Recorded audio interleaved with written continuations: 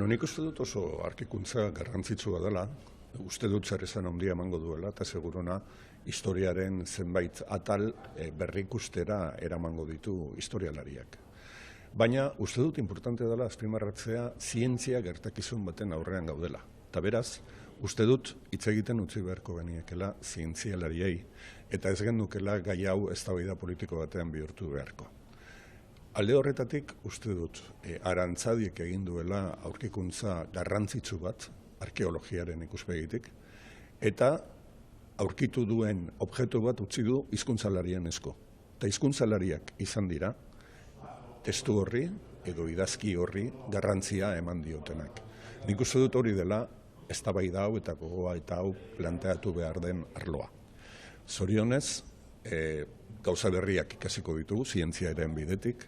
Uste dut Irulegiko gazteluak garrantzi berezia hartuko duela Iruñerri guztiak, han izan diren aurkikuntza arkeologiko hauengatik, eta uste dut oso gauza importantea dela akademiaren eta humanitateekin zerikusia duten zientziei bultzada bat emateko.